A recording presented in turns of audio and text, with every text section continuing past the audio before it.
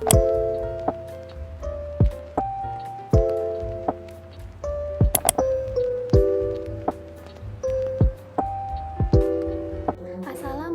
warahmatullahi wabarakatuh. Hai, perkenalkan saya Anita Amalia, NIM 216036 dari Prodi S1 Kebidanan tingkat 3. Kali ini saya akan memberikan edukasi sedikit mengenai menstruasi pada remaja. Mohon disimak baik-baik ya. Pengertian menstruasi sendiri adalah keluarnya darah dari vagina yang terjadi sebagai dampak dari siklus bulanan. Organ reproduksi wanita akan mempersiapkan kehamilan setiap bulannya. Persiapan ini ditandai dengan terjadinya penebalan dinding rahim atau yang kerap disapa sebagai endometrium yang berisi pembuluh darah. Nah, apabila kehamilan tidak terjadi, endometrium akan luruh dan keluar bersama darah melalui vagina. Inilah yang dikenal dengan menstruasi. Siklus menstruasi dibagi menjadi 4 fase, yaitu pertama, fase menstruasi ditandai dengan luruhnya endometrium atau dinding rahim yang berisikan pembuluh darah serta cairan lendir. Fase ini dimulai sejak hari pertama dan berlangsungnya selama 4-6 hari. Yang kedua, fase folikuler. Memasuki fase ini, ovarium akan membentuk folikel yang berisikan sel telur yang belum matang. Folikel dan sel telur tersebut akan tumbuh dan merangsang penebalan pada dinding rahim. Fase ini biasanya berlangsung pada hari ke-11 sampai 27 hari dari siklus menstruasi. Yang ketiga, fase ovulasi.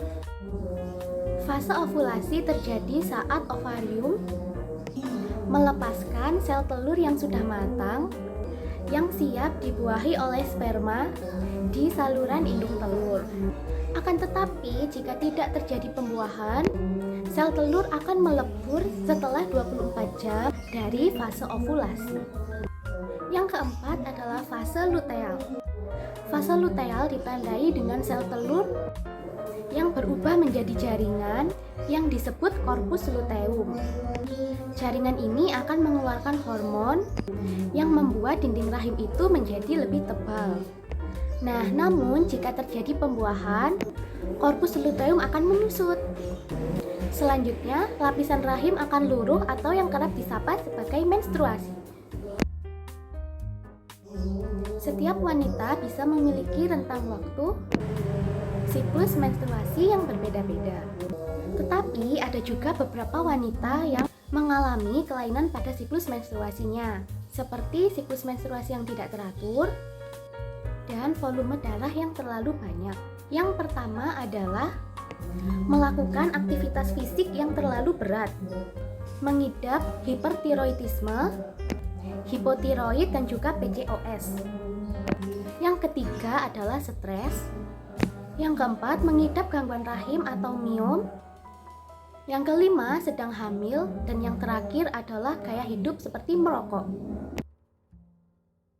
Selama berlangsungnya siklus menstruasi, munculnya beberapa gejala tertentu seperti berikut: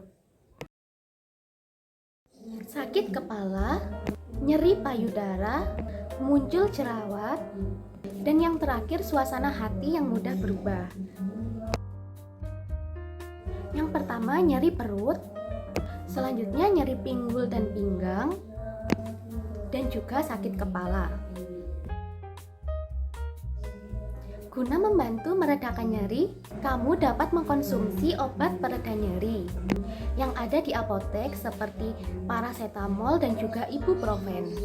Untuk membantu mengatasi gangguan yang berkaitan dengan siklus menstruasi, dokter biasanya akan memberikan obat yang memiliki kandungan estrogen dan progesteron seperti pil KB.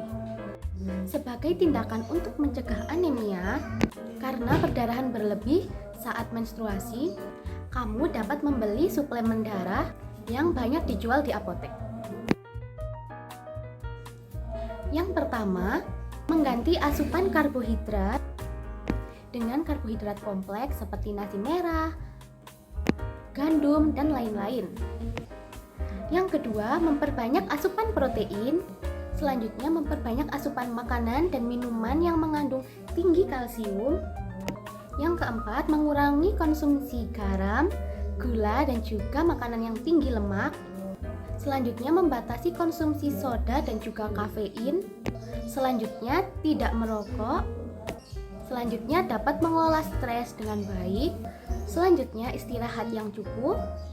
Dan yang terakhir, dapat berolahraga dengan teratur. Sekian sedikit informasi yang dapat saya sampaikan. Semoga dapat bermanfaat. Terima kasih.